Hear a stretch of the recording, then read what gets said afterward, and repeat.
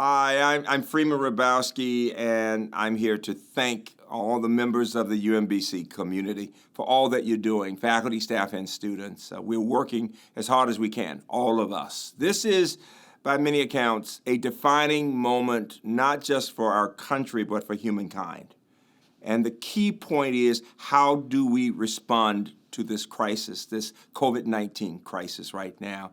I am so proud of the UMBC community as we've come together to think through different ways of being as supportive of each other as possible. We are part of a system, the University System of Maryland, and the chancellor and the staff and all the presidents in our system and other leaders are working together to see how we can best serve our students and our colleagues and the citizens of Maryland.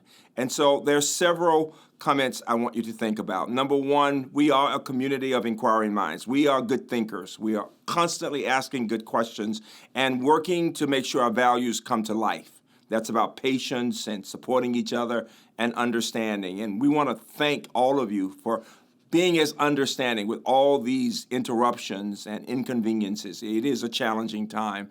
And so several announcements that are really important. You all know that our students will begin on March 23rd with the distance learning. We had said for that next couple of weeks, given the circumstances in the world, in our country, and looking at best practices in public health, we now know that we must extend the distance learning until the end of the semester. We are working with shared governance on our campus with student leaders and faculty and staff to get questions from them.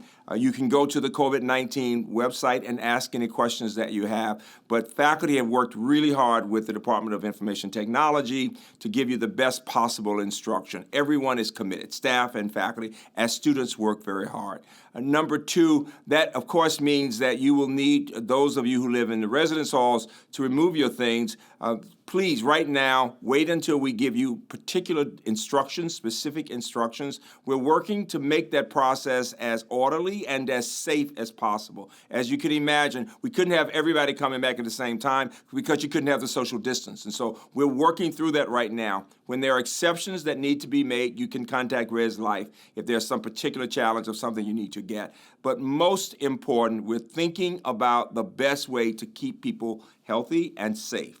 Now, with that said, we've gotten the question from many people about refunds. The entire system, all the campuses, including UMBC, we are working through that right now. We will be back to you because clearly, to be fair, if there are certain services you're not getting, you deserve some of that refund, and you will be getting that. We'll be figuring all of that out in the coming days. You'll be hearing back from us about that. The other real challenge, and something I feel so sorry about, but I have to tell you, something that you probably have guessed by now, you've heard it from other campuses, we will not be able to have an in-person commencement for the first time.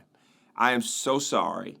The class of 2020, you've worked so hard for this. This has to be a real disappointment to all of you.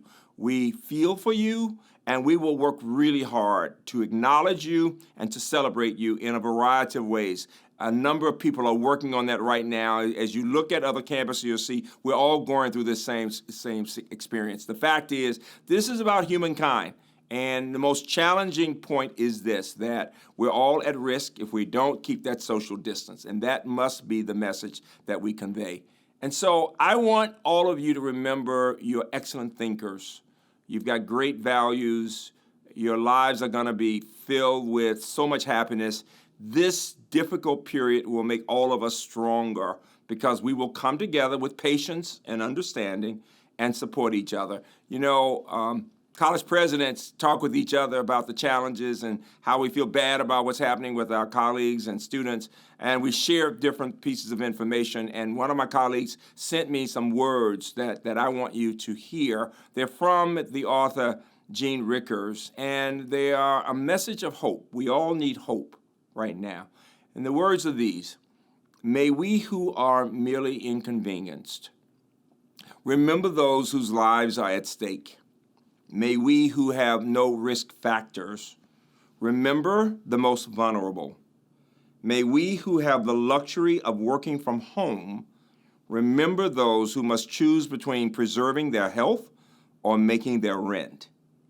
May we who have flexibility to care for our children when their schools close remember those who have no options.